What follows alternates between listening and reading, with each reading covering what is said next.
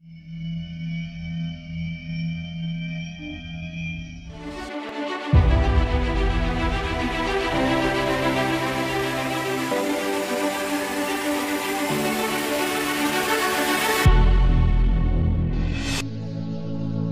cập hồ sơ Akashic. Nhiều thông tin về việc tiếp cận hồ sơ Akashic được biết đến rộng rãi như sau.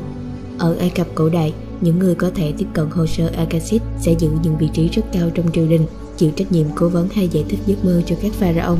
Trong Kinh Thánh cũng có đề cập đến hồ sơ Akashic với cái tên cuốn sách của sự sống trong cả Cựu Ước và Tân Ước. Alice Bailey đã viết trong cuốn sách Ánh sáng của linh hồn của mình như sau: hồ sơ Akashic giống như một bộ phim điện ảnh khổng lồ, nó ghi lại tất cả những ước mơ và quá khứ của địa cầu.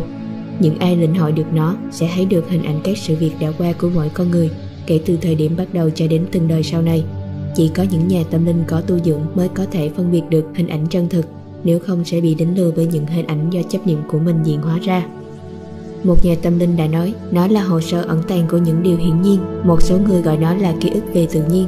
Tôi coi nó như một loại hình ảnh ẩn dụ cho quá trình mã hóa hữu cơ, giống như phân tử DNA của con người. Nó là căn bản của thực tại, một cách để luận giải cuộc sống. Đó là niềm tin cho rằng tất cả mọi thứ từng tồn tại đều in một dấu vết vĩnh cửu lên kết cấu của thực tại. Để hiểu tại sao việc truy cập hồ sơ Akashic lại có thể là một trải nghiệm đổi đời, hãy tưởng tượng bạn đang ở trong một thư viện trải dài vô tận theo mọi hướng. Ở đó chứa đầy những cuốn sách ghi chép chi tiết toàn bộ các sự kiện từng xảy đến với nhân loại, cả những điều đã từng xảy ra và những điều được kỳ vọng sẽ xảy ra.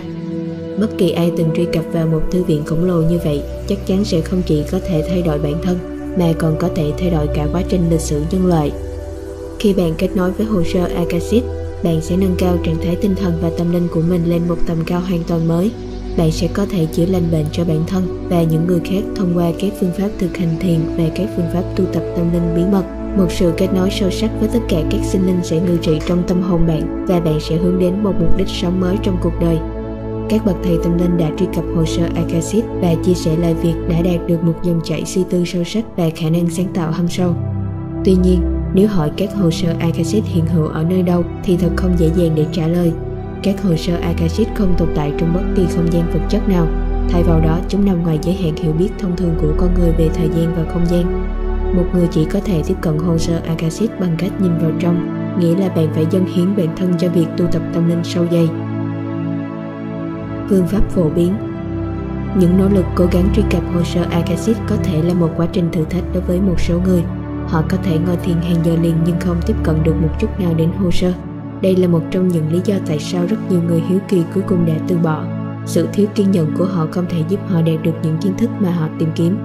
Có nhiều phương pháp khác nhau để tiếp cận hồ sơ Akashic. Về cơ bản, bạn bắt đầu bằng việc xác định chính xác những gì bạn muốn biết bằng những câu hỏi cụ thể chi tiết. Khi tâm trí bạn tĩnh lặng và bạn biết bạn đang tìm kiếm những gì, hãy yêu cầu những người hướng dẫn tâm linh, cho dù họ có biết bạn hay không. Điều này phải được thực hiện khi bạn ở trong trạng thái thiền định, thư thái và sẵn lòng đón nhận những sự gợi mở xuất hiện. Khi bạn kết nối với bất kỳ thực thể nào, hãy hỏi tên của họ và truyền đạt rằng bạn đang tìm kiếm các bản ghi chép để đi tìm câu trả lời cho một câu hỏi cụ thể. Thông thường, phải mất khá nhiều nỗ lực để đi đến đích. Một số người đã vượt qua nó và đã tiếp cận được hồ sơ Akashic, trong khi những người khác thất bại mặc dù đã thử nhiều lần. Cũng có những người có trải nghiệm sai lệch về hồ sơ Akashic khi họ nghe thấy một giọng nói ra lệnh cho họ thực hiện một số hành động nhất định. Khi bạn trải nghiệm điều này, hãy hiểu rằng giọng nói đó không đại diện cho các hồ sơ Akashic. Do đó, mọi người được khuyến nghị chỉ nên bắt đầu tìm kiếm các hồ sơ Akashic dưới sự hướng dẫn của một bậc thầy tâm linh. Rủi ro cố hữu. Khi cố gắng thử các kỹ thuật tâm linh, hãy đảm bảo rằng bạn thực sự có thiên hướng tâm linh. Có thể có những thế lực cố gắng quấy rối, đe dọa và gây thiệt hại cho bạn. Nếu bạn không muốn tu tập bản thân đến một mức độ ổn định trước khi thử bất kỳ việc tiếp cận nào, thì bạn có thể tìm đến một vị chân sư có thể giúp bạn. Nhưng thật khó có thể tìm được một người thầy chân chính, người sẽ không lừa dối hoặc lợi dụng bạn. Những vị chân sư này vô cùng ít ỏi và không ai trong số họ sẽ làm điều này để nhận được hồi báo nào đó. Họ sẽ chỉ cố gắng dạy cho bạn một con đường tu luyện tâm linh, có thể đảm bảo rằng bạn sẽ có được khả năng và kiến thức để tự mình làm những việc cần làm.